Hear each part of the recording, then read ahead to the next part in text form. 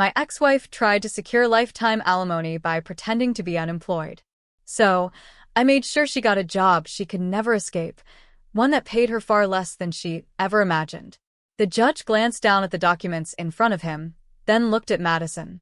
Mrs. Carter, you're requesting continued alimony on the basis of unemployment. Madison gave a small, sorrowful nod, playing the role perfectly. Yes, Your Honor, she said, her voice a perfect balance of helplessness and dignity. I've been actively searching for a job, but given my situation, it's been extremely difficult to find something that matches my skills. I almost laughed. Looking for a job? She hadn't worked a single day since the divorce. Honestly, she hadn't worked much before it either. But she always found time for shopping, brunches, and weekend getaways. The judge flipped through her financial records. It says here you've been receiving monthly spousal support for the past year and a half. Yes, Madison quickly responded, lowering her gaze as if she were ashamed. But I never wanted to rely on that. It's just things haven't worked out. Her performance was flawless. Tears glistened at the corners of her eyes, and her lips trembled just enough to seem believable, but not desperate. If I didn't know better, I might have actually thought she was struggling. But I did know better. And I wasn't buying it. The judge nodded. I'll need more documentation of your job search before making a decision. He dismissed us. I stood up, already turning to leave, when Madison grabbed my arm. Her touch was light, almost hesitant. Hey, she said, giving me that familiar look. The one she used whenever she wanted something. Can we talk? I didn't answer. I just stared at her hand until she finally let go. Come on, she pressed, still acting innocent. We don't have to make this messy. Messy. Funny word for what she had already done to my life. I exhaled slowly. Fine. Talk. She smiled like she had already won. And that's when it hit me. She still thought I was the same fool she had walked all over. She thought she was getting away with it. But she had no idea that her entire life was about to fall apart. I used to believe that love meant compromise. That's what I told myself in the beginning, back when Madison would throw tantrums over the smallest things, and I would be the one to smooth things over. It was easier than arguing. Like that time at a restaurant when the waiter accidentally brought her sparkling water instead of still. She rolled her eyes and pushed the glass away like it was contaminated.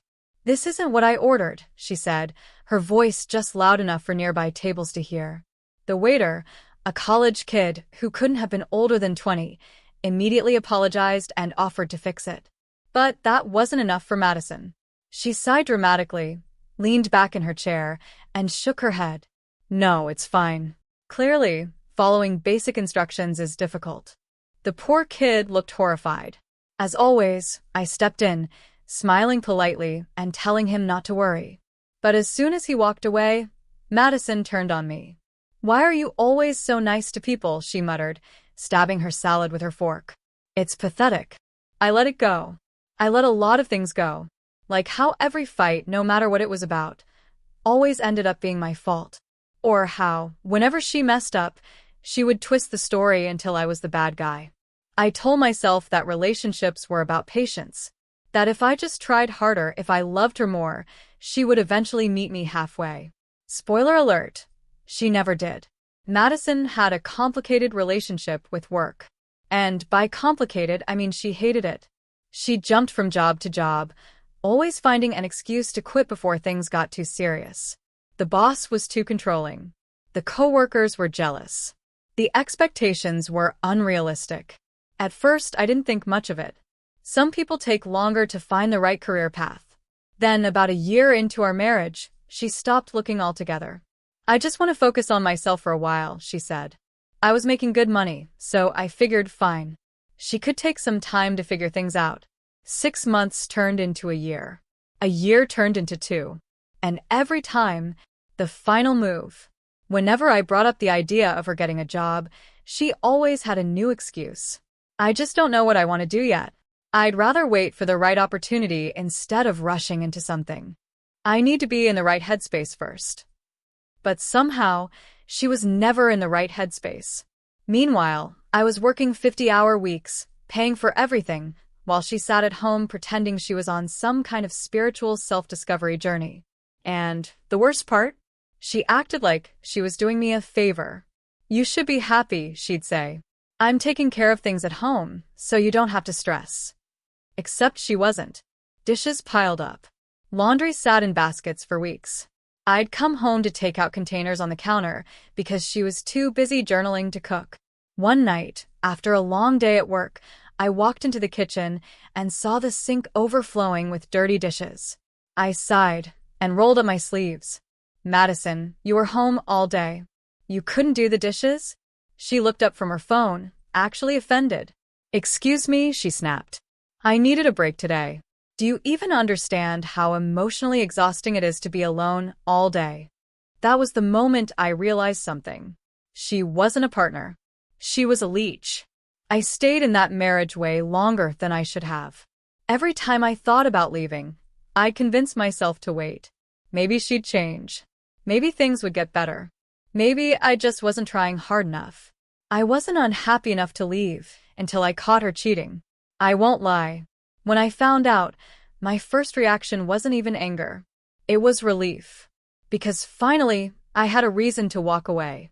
No second chances. No guilt. No, but we can fix this conversation. I packed my bags, got a lawyer, and thought that was the end of it. But Madison? She wasn't going to let me go that easily.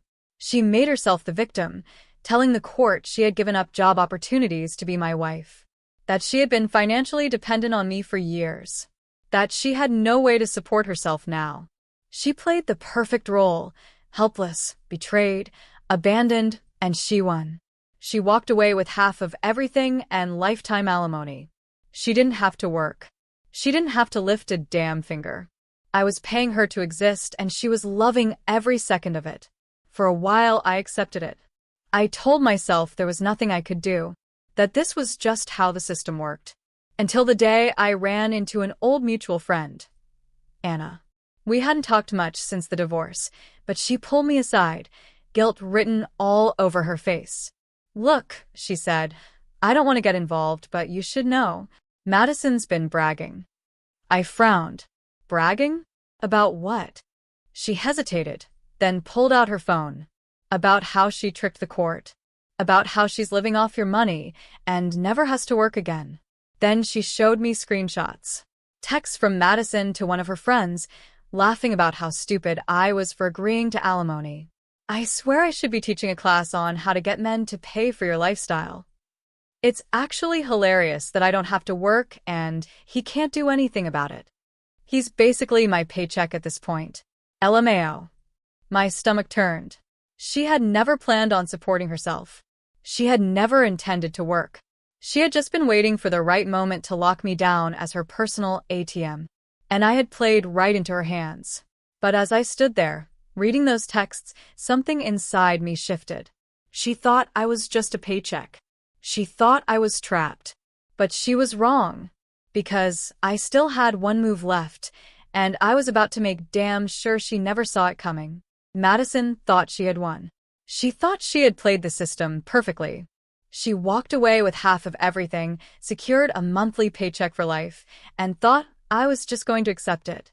She had it all figured out. Until she got greedy. She could have taken what she got and moved on. She could have kept quiet, collected her alimony checks, and lived peacefully. But no. She had to brag, had to gloat, had to make a joke out of my entire life. I stared at the screenshots Anna had sent me, reading them over and over. I swear I should be teaching a class on how to get men to pay for your lifestyle. It's actually hilarious that I don't have to work and he can't do anything about it. He's basically my paycheck at this point. LMAO. I set my phone down and exhaled slowly. I had accepted my loss. I had swallowed my pride, taken the hit, and tried to move on. But now? Now I was looking at proof that she had never even needed the money. This was never about survival. Never about fairness. Never about support. It was about winning. And that's when I realized I was done letting her win. I wasn't just going to stop her alimony. I was going to make her regret ever thinking she could live off me. But I had to be smart. I couldn't just go to the courts and demand they cut her off. She'd cry, play the victim, spin the story. If I made a direct move, she'd weasel her way out of it. No. I needed a real plan. Something that would make her think she was still winning. Something that would make her walk into her own downfall willingly. So, I started doing my research. The perfect trap. I called my lawyer, playing dumb, acting like I was just curious.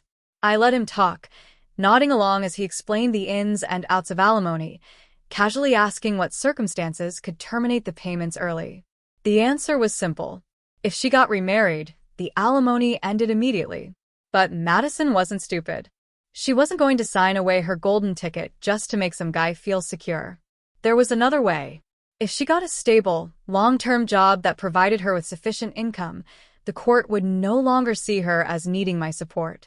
I leaned back in my chair, a slow smile spreading across my face. That was it. That was her weakness. Madison had spent years avoiding real work. She jumped from job to job, quitting the second things got difficult. She always had an excuse. The boss was toxic. The environment was draining.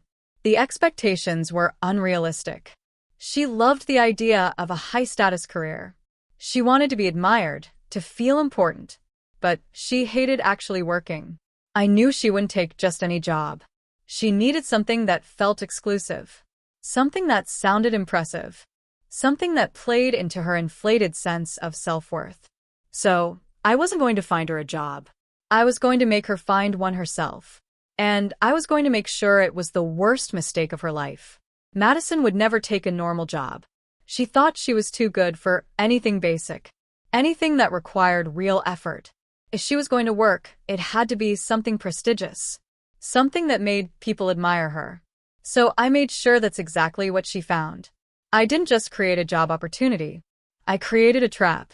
I started with a company. Not a fake one. An actual registered business.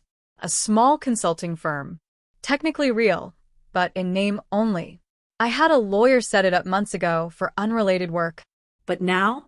Now it had a new purpose. Next, I built the illusion. A website professional and sleek. Branded email addresses. Fake LinkedIn profiles to make it look legitimate. I made it seem exclusive, the kind of place that didn't post job listings. A company that only hired people through referrals.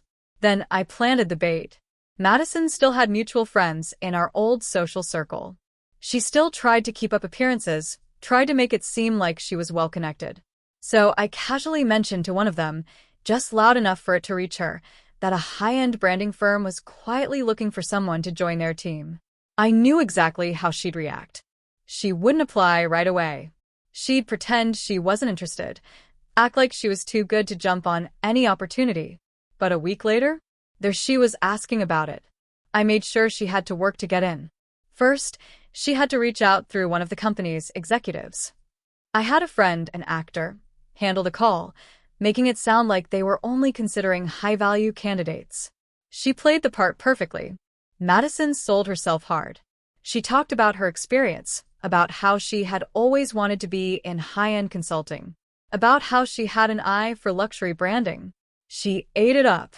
Then came the final interview. She was brought into an actual office, a rented space, a professional setting, all the right details to make it feel real. She left that meeting thinking she had won the jackpot. A job in a respected firm, an exclusive industry, a place where she could network with high-level people.